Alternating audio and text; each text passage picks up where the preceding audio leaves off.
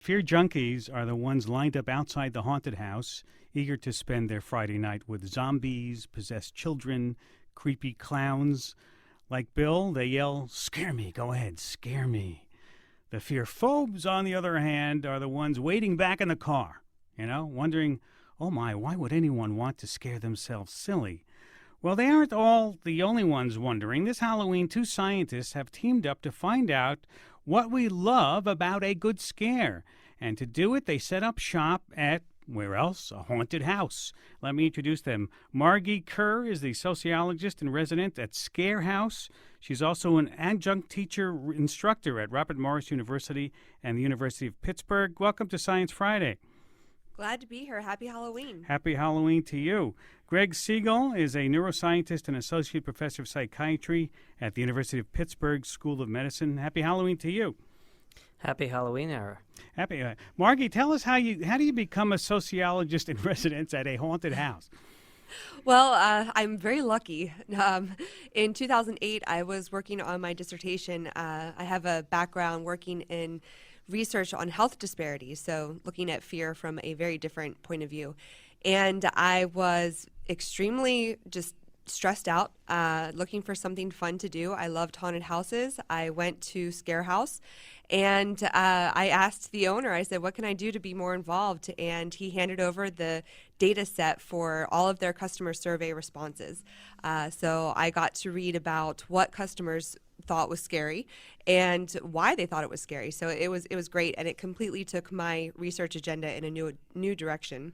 So you looked those people up and you observed them, you talked to them before they went through the scare house and then afterwards. Well, that's what we're doing now. Yeah. So, today it's very different than what I started by just watching people from behind the walls and observing them on my own. Now we have a real IRB-approved protocol to study the impact of haunted houses. Mm-hmm. And you find out what makes them scared when they go through.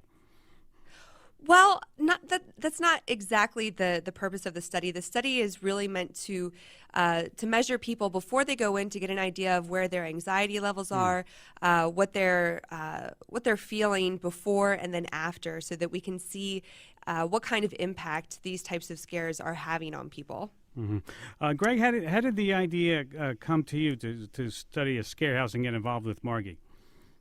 Well, treatments for mental health in this country generally are associated with decreasing emotion, pills that help to decrease emotion, therapies that help to teach you to down manage emotion.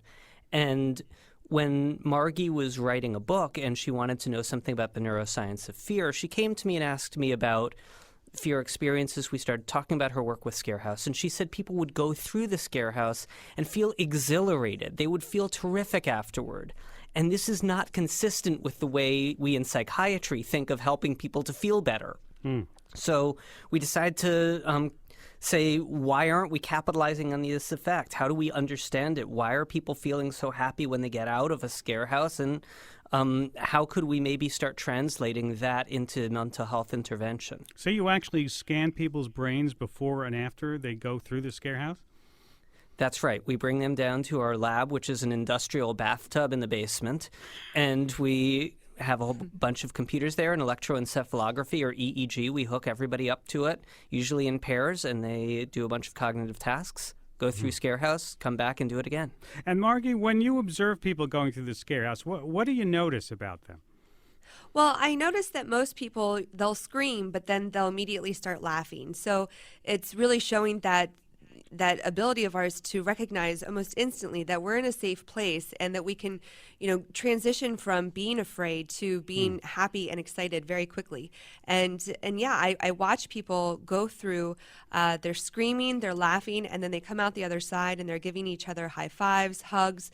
You really see a lot of social bonding happening inside and outside, and not just haunted houses, but roller coasters. All of these things that get our arousal system going can be really beneficial. It can create, just really good memories when it's a scary material that we are choosing to engage with, and just bring a lot of fun.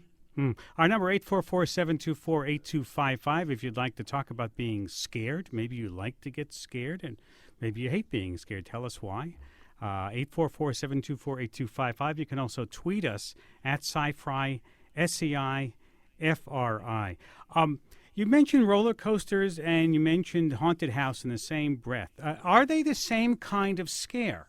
Do you get the same? I know when I go up I'll go into a haunted house, but I'm a little more, worrisome when I go up on a roller coaster. Is it the same kind of scare that I'm getting, or something different, Margee?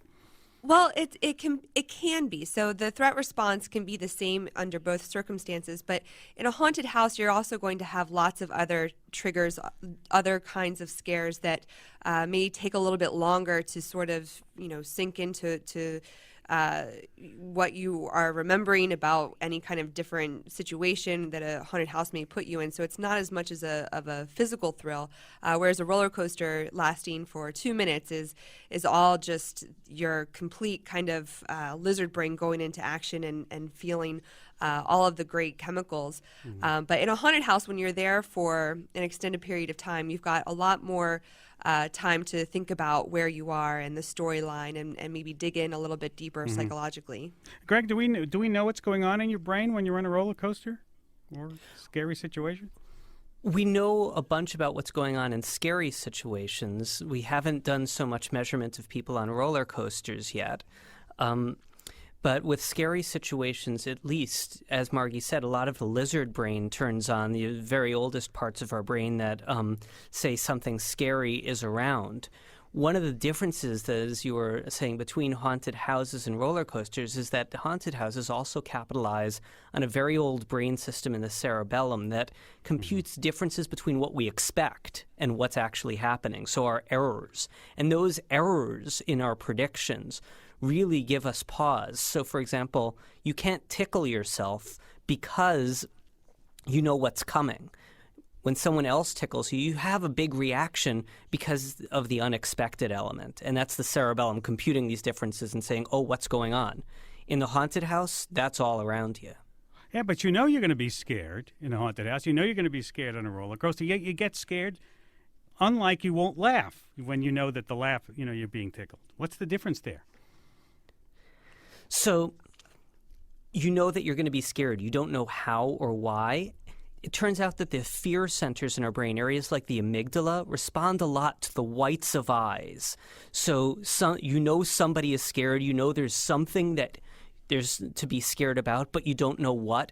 That's exactly when our fear systems kick in and make us very vigilant and make us very reactive to anything that comes next. A pin dropping you might jump at because you're primed for these scary events. Margee, any hypothesis about what fear does for us? Why we love to scare ourselves? Why we go on these things? Yeah, I think that, aside from the chemical reactions and, the dopamine and the endorphins that are blocking our pain receptors, there's a real self-esteem boost that can come from doing these safe, scary experiences. Even though our brain may know that we're not really fighting a horde of zombies, we're still going to feel like we did successfully overcome a fear or overcome a challenge, and that we really did conquer the beast, so to speak. So it gives us a feeling of confidence, and I think it also really builds this sense of resilience. Each time you can overcome a threatening situation and be okay, make it out on the other side, you're building a sense of confidence and resilience in yourself so that when you do face a real threatening situation, you're going to be able to know that you can survive, that you'll be all right. It says, are you saying that you should use sort of scare therapy then if you need confidence and to build your confidence? I think so. That's at least what I'd like to, hopefully show working with Greg and kind of digging into this further to show that we can use these experiences as sort of training wheels for real threats and just to build that sense of confidence in ourselves. Greg, is there anything you can share about your results so far when you've monitored these people going through the ScareHouse? Yeah, so the experiment is not done yet, so I can't tell you anything conclusive, and certainly we haven't published, but I can give you one general sense, which is that a lot of the mental chatter that people have going on all the time seems to be decreasing after the ScareHouse. If we ask people to just sit there, a lot of alpha brainwaves, these brain signals that are associated with brain idling and being able to just sit there, they increase. If we show them low arousal, positive emotion, they can sort of relax into that and not have their usual chatter. So that could actually be one other reason people really enjoy these scary experiences. It as one of friends says, it drugs the hamster and allows you to just sit with your experiences. Well, then why are some people so wonderful at being scared? They seek it out, and then people are sitting in the car waiting for you to finish your ride or the haunted house. So there are a couple of reasons that we could point to. One is different people seem to have different thresholds for arousal. So back in 1925, they showed that if you're extremely aroused and scared as a person, you won't perform well. If you have very, very low arousal, you won't perform well. You need sort of a requisite level of arousal, and different people's thresholds is different. We've gotten clues from genetics recently. There's a gene that governs how we use serotonin, the serotonin transporter allele. One variant of this gene, people with that variant seem to be very harm avoidant, and people with a different variant of that allele seem to actually not be harm avoidant and will often put themselves in scarier situations. Let's go to the phones. Scott in Pensacola, Florida. Hi, Scott. Welcome to Science Friday. How you doing? Hey there. So I wanted to just mention, I'm really interested in this conversation because I'm one of those people that just loves being scared all the time, as much as I can. I have a phobia of heights, so I love jumping off of cliffs and skydiving and stuff like that. And I'm curious as to what y'all just said about it being a possibility of a way to deal with therapy. Does it seem like a healthy type of therapy to use to build confidence? I also, suffered from depression and self-loathing and stuff like that over the years. And the best times I ever have are falling from the sky, Do you skydive? I do. I skydive, and I love, rock climbing and, like I said, cliff diving and lake. Even though you're scared stiff of it. I mean, absolutely scared stiff. But we've got I'm from Florida. We've got a bunch of tall bridges, and a lot of times we'll take a boat out. It's totally illegal, but we'll take a boat out and climb the levels, the work platforms underneath these bridges, and jump off of them into the water. And there's times I might get to one of these levels, and there's just no way I can jump, and finally I'll jump. And then there's other times where I'm petrified and I go, and as soon as you jump off, it's the greatest feeling ever, And Margee, sound familiar? Is this good? Is this good therapy for him? I mean, not the illegal part, but I don't know if I can say if it's good or if it's bad. I can definitely relate to it. I think that a lot of us who like that kind of thrill seeking, definitely are finding it to be useful and effective to, just help us deal with anxiety or depression. If it's the best alternative, I think that's what we need to keep studying and looking at how we can do it in a safe, effective way. Yeah, I mean, and I suppose it is a lot better than alternatives out there. Scott, what are you going to do to scare yourself today? Oh, today I have a lot of things that I have to do today, so I don't think I'm going to get to scare myself today, but I'm hoping maybe something happened later, it being Halloween. That's the other point I was going to make, is that things like haunted houses and scary movies are always a big disappointment, because you get kind of worked up like, I hope they get me good this time, and they just never, ever do. But the other side of that is that I was watching The Walking Dead. I got to interrupt you for a second, Scott, and remind everybody Sure. that this is Science Friday from PRI, Public Radio International.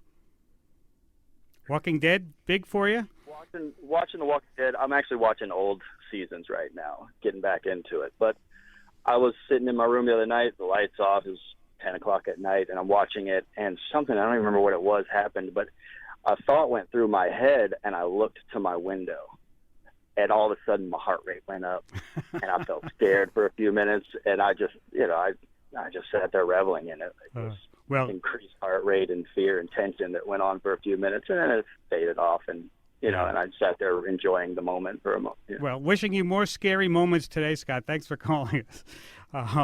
Margee, a satisfied customer, so to speak. Yeah. Greg, what do you think about him? Is he getting an adrenaline rush in addition to just the scary part in his brain? This absolutely could be happening. And again, this idea that if we're constantly in this culture being cognitive beings, being able to take that offline for just a little bit is often a wonderful feeling. The limbic parts of our brain, our lizard brain, when it becomes active, does take over and does stop us from using the parts of our brain that are balancing our checkbooks and worrying about the next thing that in a more cognitive way. The other thing I should say is that our culture really focuses on people whose emotions are too high. And there's a whole group of people who go through life more numb, more seeking some level of emotion. And sure, we don't have a lot for those people except to say, go scare the heck out of yourself or jump out of a plane. And maybe that is a perfectly good thing.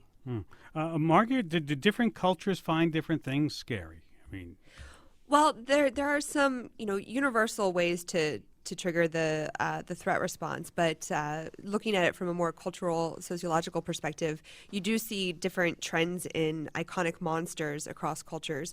When I was in Japan, I saw that a lot of the traditional Japanese haunts relied more on stories of ghosts, of often family members, relatives, and there was less gore, less blood, less, fewer zombie type monsters and more ghostly type monsters.